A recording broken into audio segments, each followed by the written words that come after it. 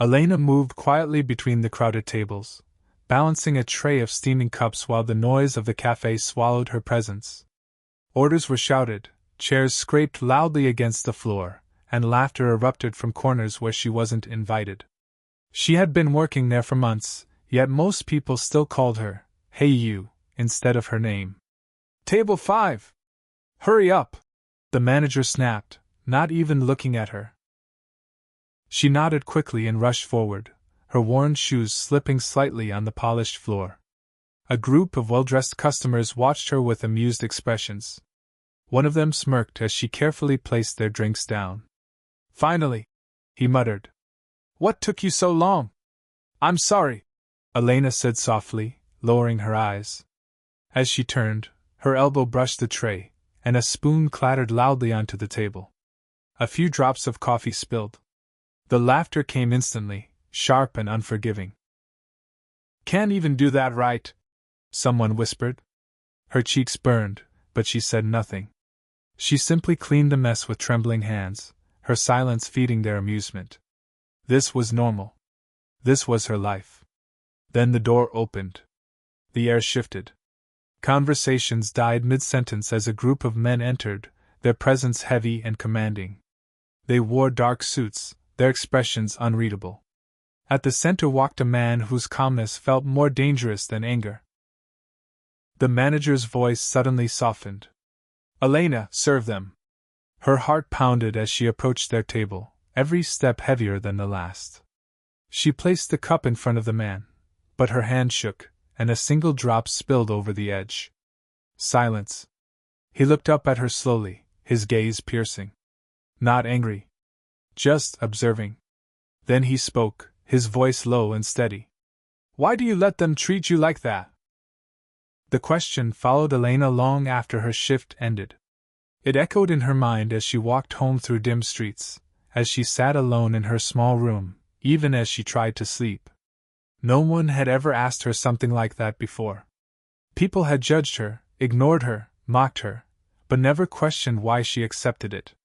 The next day, she returned to the cafe as usual, telling herself to forget it. But she couldn't. Every rude comment felt louder.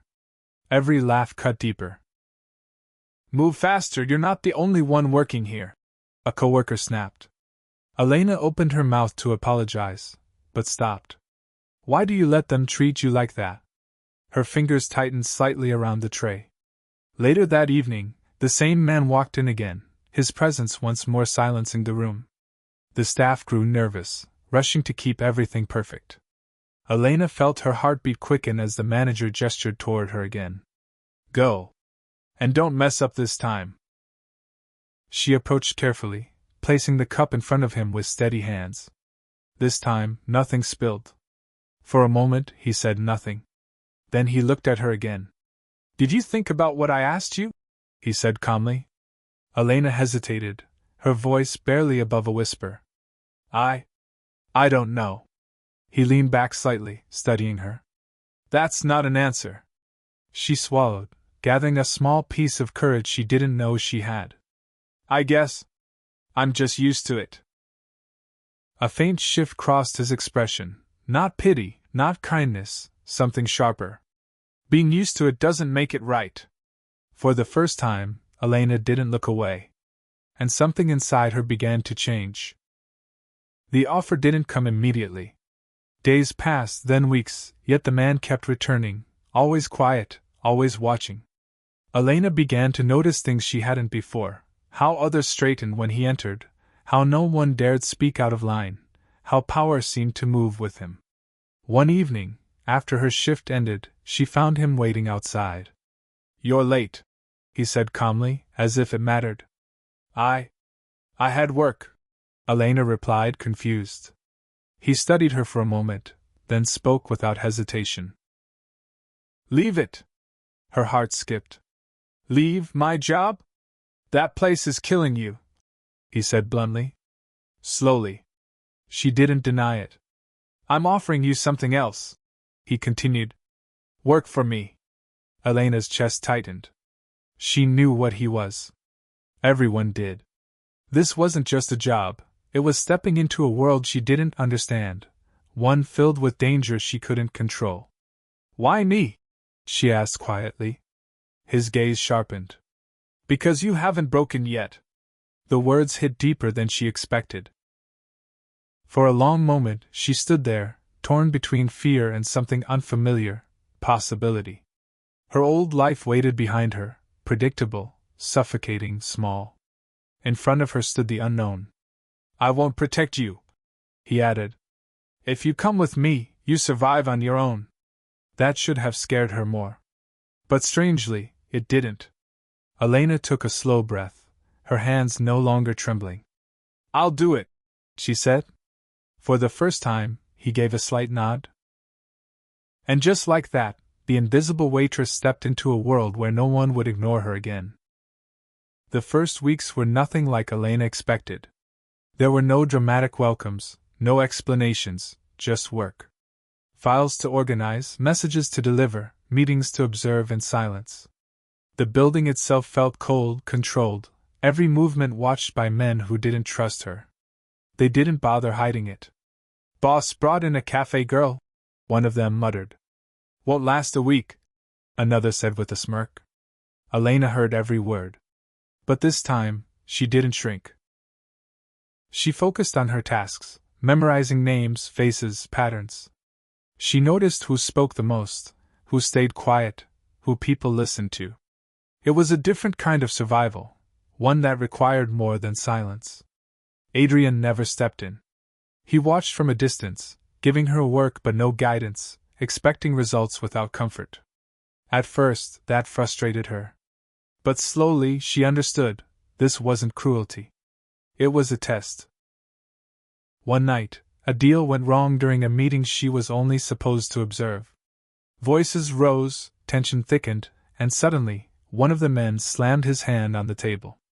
"This is a waste of time," he snapped, standing up as if to walk out. No one stopped him. Elena's heart pounded. She wasn't supposed to speak. But if he left, everything would fall apart. Before she could stop herself, she stepped forward. "If you walk away now," she said, her voice steady despite the fear, "you lose more than you gain." The room froze. All eyes turned to her. The man narrowed his eyes. "And what would you know?" Elena didn't hesitate this time.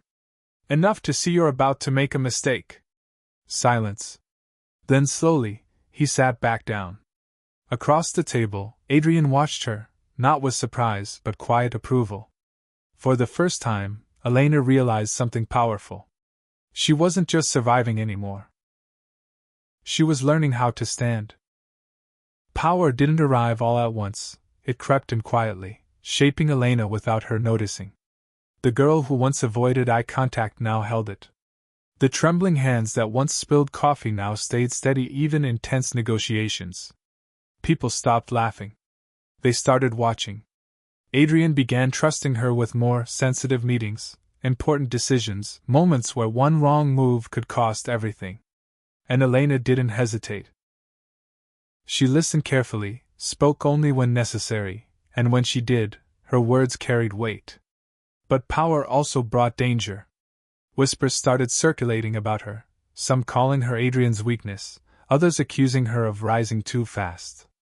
A rival group saw an opportunity. If they couldn't reach Adrian directly, they would go through her. The attack came without warning.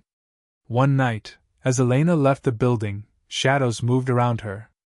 Men stepped forward, blocking her path. "You've become important," one of them said coldly. "That makes you a target." Old Elena would have frozen. This Elena didn't. Her pulse quickened, but her mind stayed sharp.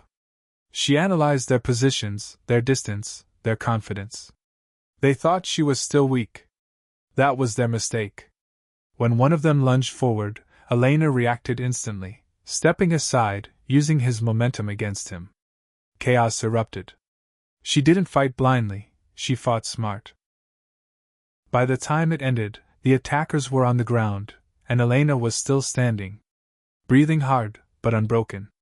The next day, no one questioned her place anymore. Because Elena was no longer someone to test. She had become someone to fear.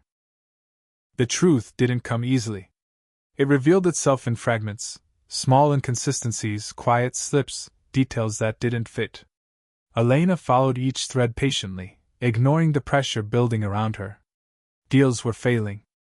Information was leaking. And all eyes had slowly turned toward her. Even Adrian had begun to question. He didn't accuse her directly, but the distance in his gaze said enough. It cut deeper than any insult she had ever endured. So Elena worked alone. She retraced every meeting, every message, every person who had access. Nights blurred into mornings, but she didn't stop. She couldn't. Not this time. Finally, the pattern became clear. The betrayal wasn't coming from the outside. It was someone close. Someone trusted. The confrontation happened in the same room where she had once been ignored. Only now, everyone was watching her. Elena stepped forward, her voice calm. "You were careful," she said, looking directly at the man. "But not careful enough." Silence fell. The man laughed at first, brushing it off, until she revealed everything. The proof. The timing. The motive. His expression changed. Then chaos erupted. Guns were drawn. Shouts filled the room. In the middle of it all, Elena didn't move. Adrian's eyes locked onto hers. For a moment, everything stilled, just like the night they first met. But this time she spoke. "Do you trust me now?" A pause.